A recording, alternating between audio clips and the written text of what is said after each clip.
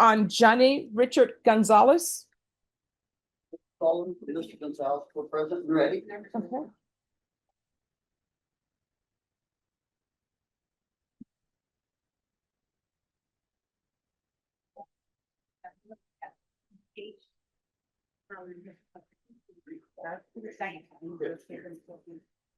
Let me just pull it up on the system.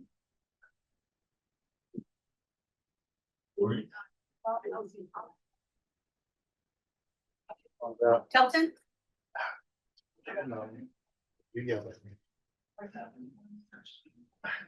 All right. Court is calling 2025 CR 010295 State versus Johnny Richard Gonzalez. Can I have parties announced for the record? Mr. Sullivan for I'm sorry, for Mr. Gonzalez. Sorry. And are you Johnny Richard Gonzalez? All right, you entered a plea to count 1 and count 2. You entered a plea of guilty. The defense waived PSI and waived a TAP evaluation. According to the plea bargain agreement, the state was proceeding on counts 1 and 2. Punishment was to be assessed at a cap of 8 years in the prison. There's a $2,000 fine. The state is opposed to your application for deferred adjudication or community supervision. They're taking in consideration 2025 CR 013223. There's to be restitution of $180 to DPS. And there's to be restitution in AUS -2502 -02545. State, do you have any witnesses? Not that I'm aware of, Your Honor. Defense, any witnesses? No, Your Honor. All right.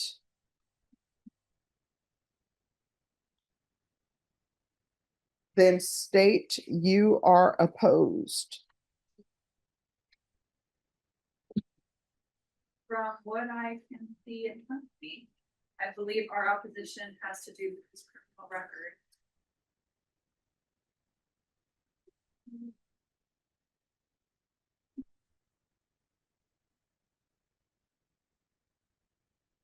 Going to hand it over to Dan. All right, thank you. So if you'll announce for the record, please. All right, defense has informed me on this case. He has no witnesses.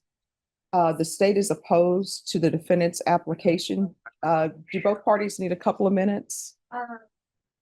Yes, Judge, I guess it's review. I was going to offer the criminal history. Yes. That's one thing.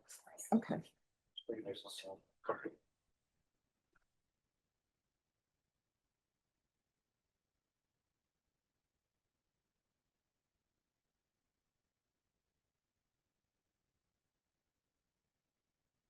So at this time, state offers to find prove themselves, you know. No objections, Your Honor. I think this all boiled down to 1 conviction for drugs and 1 conviction in the police for function.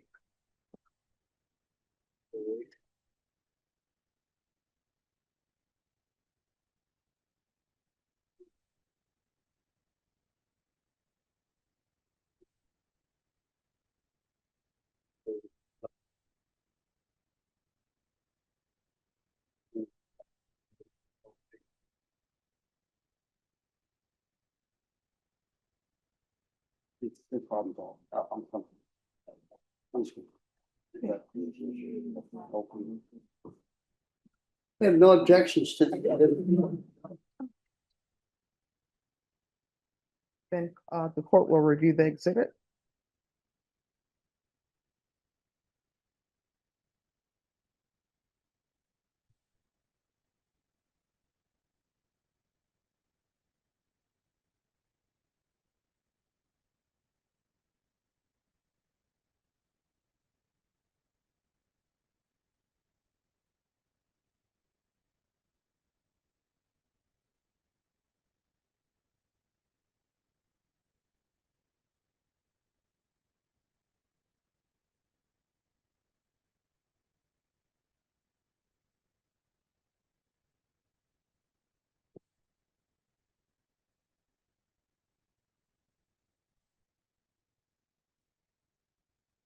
All right, defense, any witnesses or is just argument? Just argument, Your Honor. All right, you may proceed. Yes, ma'am.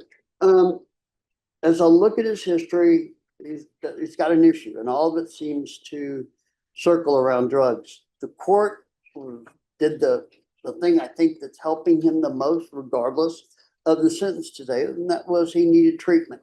And he got treatment and he went to lifetime. I think it was 45 days there.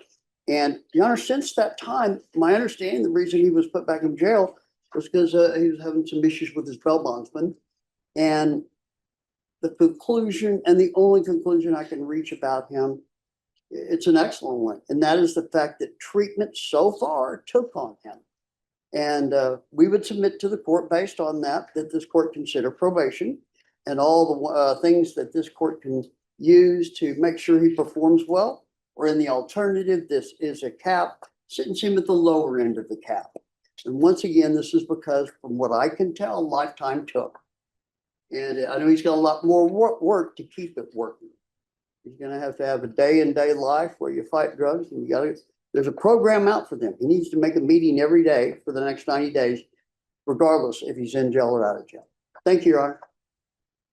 Your Honor, you're asking that you deny the application since 8 years in prison. I think that the defendant's record is pretty clear that he has been given a chance previously for treatment, and not only does he keep possessing narcotics and controlled substances, but with felony convictions, he's also possessing firearms. And so as part of the plea deal, we did waive the habitual enhancement, and what was listed on the indictment is a 2017 conviction for possession with intent to deliver PG1 less than 1 gram but in a drug-free zone. And then the second enhancement was for a 2020 felon in possession. And so I think there are programs to address drug issues, but there's no program to address somebody that just is committed to possessing firearms for that reason. All right, thank you. Is there anything you wish to say? Yes, ma'am. You want to raise your right hand? Do you solemnly swear or affirm the testimony you give will be the truth and nothing but the truth, so help you God? Yes, ma'am. All right, you can lower your hand. State your name for the record. Johnny Richard Gonzalez. All right. What would you like to say? I'd like to say that lifetime recovery helped me a lot because I didn't know how to deal with none of my past issues. I was self-medicating, and with lifetime recovery, I learned how to cope. I learned how to ground myself and process the situation, and now I know how to cope with it. And I would like to continue my life with the tools that I learned at lifetime. All right, state any questions? So, Mr. Gonzalez, back in 2024, when you picked this case up, and then you have the other case that was from 2025, you're aware of those 2 charges that you're here for today, correct? Yes. Okay, and so you would agree with me that the facts and circumstances of both of the cases are kind of similar, correct? Yes. And that you were operating a motor vehicle both times, is that correct? Yes, ma'am. And then both times you were asleep at the wheel, is that correct? Yes. And that's how the police officers made contact with you, correct? Yes, ma'am. Okay, and so in the 2024 case, you were also, well, I guess what was going on in your life that you were asleep at the wheel of a motor vehicle? I was going on with family issues, and so I was self-medicating, and I was working as well. So I just didn't know how to cope with none of that stuff. And when you say self-medicating, what were you using to do that? I was using methamphetamines so I could still be able to work. And then in the 2024 case, and that case, you were also in possession of a floodlight, is that correct? The motor vehicle? Yes. Okay. And when did you complete lifetime recovery? Was that a part of your bond? It was part of a pretrial. Yes. And I don't remember the date I completed. And was that inpatient or outpatient? It was inpatient. Okay. And do you recall how many days that was? It was 45 days. Okay. And then just regarding your history, and you do have prior history of drugs and also possessing a firearm, correct? Yes, ma'am. And Just one question. Mhm. You understand for the rest of your life, especially for the first 2.5 years, you need to make a meeting every day, sometimes more than one day. Yes, sir. That's the only way you know you can make it. Sir. Thank you. Pass the witness, Sean. All right, I have a few questions. Hmm. Any objection? No, no, no. Okay, so gang affiliation, any? No, ma'am. All right, so you said you were going through things. What things were you going through that you continue to use? I was going through my father had just passed recently, and so while he was sick, everybody was fighting over the property. And I was not, my brother does not let me stay there because I was self-medicating and stuff, but everyone's arguing over the property and stuff and just. Which people do when there's no will. Yeah. That's why everybody should have one. Mhm. And so when my father passed, my brother ended up making a will and put everything in his name. So I was in the streets, so I was just, Well, that's sort of a crime, maybe. I don't know. yeah. Somebody just can't make up a will after somebody passes and sign off on it. So like, I was just. But it's been to happen. I was just trying to survive, but I didn't know how to cope with none of that stuff before. I didn't know how to ground myself and process it and use my brain. So, but I learned a lot when I was in Lifetime. What did you learn at Lifetime? I learned how to slow down and process the situation, and instead of taking off to the races, no, I ground myself and find coping skills as working out or the Bible and working, just staying busy and doing meetings and just speaking about my problems. Mhm. Do you have any children? Yes, ma'am. What are their ages? I have a 15-year-old, a 14-year-old, a 9-year-old, and a 5-year-old. And have you been in their life at all Yes, ma'am. while you've been using? Unfortunately, it's All right, any other questions? No question, Sean. All right, so here's the thing. I'm gonna give you a choice. Some people I can give choices. Some people I can't give choices. Some people will come before me and they'll say, hey, you just gave this guy a choice. Why can't I have a choice? And I'm like, because you're charged with murder, you know. So I'm going to give you a choice. Here is your choice. One, are you deserving a deferred adjudication? Absolutely not. But I will give you deferred adjudication. And what I can tell you about deferred adjudication, the state is asking that your punishment be capped at 8 years. If you are unsuccessful at deferred adjudication, you will be looking at the full range of punishment. That's 10 years. Right? But I'm telling you, with deferred adjudication, you're going into inpatient treatment. You're either doing inpatient treatment or felony drug court. Felony drug court, they may or may not be able to accept you. We can see. But if felony drug court doesn't accept you, inpatient treatment, there's no coming back to me saying, Judge, it's taking too long for inpatient treatment, because that's where you would be going. Or this is your other option. I will find you guilty and I will sentence you to 5 years in the prison. Which do you prefer? impatient. All right. Then this is what the court will do. Counts 1 and count 2 will run concurrently. There's to be regular reporting by Zoom or in person. There's to be regular random UAs. And state, I know you were opposed, but does anyone want to give their opinions on the length of a deferred adjudication? I'll defer to the court. I would defer to the court too. I think you're using your wisdom to decide where you're going. And I agree. If this guy needs to be in a place, from my life's perspective, that he has to live with this every day. In the words he's got to constantly see is go to a meeting, go to a meeting, go to a meeting. If you feel anything in your brain, any new thing or old thing, drag your butt to a meeting. That is the one thing you can always simply do. All right. So there is to be 8 years deferred adjudication, proof of employment within 30 days of release. There's to be no employment as a home health care provider or with minors. There's to be no unsupervised contact with minors. That could potentially change. It's gonna 100% depend on you because you should not be around any children unless your children, unless you are supervised in a controlled environment until I deem that you are clean and sober. There's to be no residing in households with minors.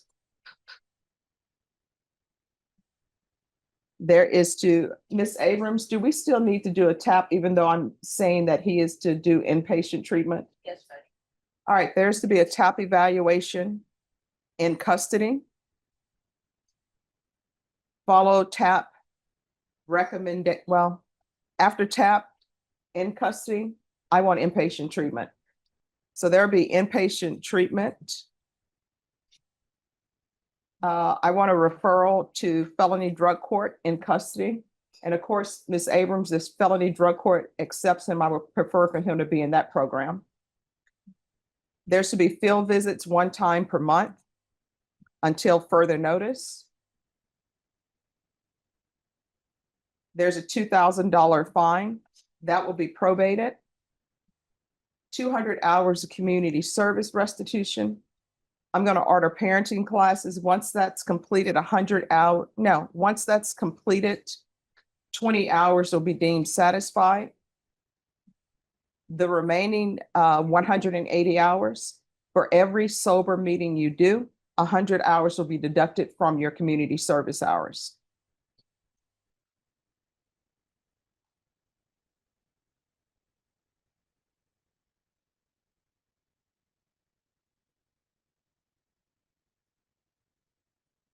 Take in consideration 2025 CR 013223. There's to be $180 restitution to DPS. State the cause number I guess this is AUS 2502 Yes, Judge. 02545. Is that different from the DPS? That's just a reference number for the GPS, like Okay. reference for the restitution. All right, so there's $180 restitution to DPS with reference number AUS 2502 02545.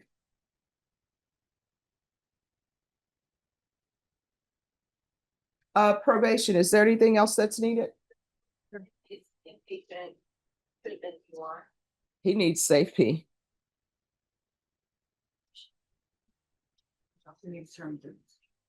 Oh, I said 8 years deferred. Okay, thank you. Is there anything else? Nothing else on my end, Judge. Is there anything else you need from the court to be successful? Thank you so much. All right. Did you review the document entitled Trial Court Certification of Defendant's Rights to Appeal with your attorney? Did you understand it and sign it? Because this is a plea bargain agreement, because I followed your plea bargain agreement, and because you waived your right to appeal, you do not have the court's permission to appeal. Do you understand? Yes, Your Honor. All right, we can go off the record. So here's the thing. You came in here thinking, hey, I'm probably going to go to prison. This is your chance to change your life. If you do not, what's going to end up happening is you're looking at 10 years in the prison on each of these counts. It'll run concurrently because it has to run concurrently, but that will be potentially 10 years away from your children if you mess up on that. And by the time you come out, some of your children will be adults and some of your children may be calling somebody else father, right? And if you don't want that, you need to change your life because the last time you use may be the last time you use. You understand? And you now know, if you didn't know before, you're not allowed to possess any weapons. I know that sometimes people are going to go get drugs from certain places they shouldn't be getting drugs for, so they need protection. You can't do that. You're not allowed to carry a weapon. You're a felon. You understand? Is there anything else that you need from the court so that you can be successful in this probation? All right. So here's the thing. From here on out, everything that you do, you need to ask yourself, could this potentially result in me going to prison for 10 years?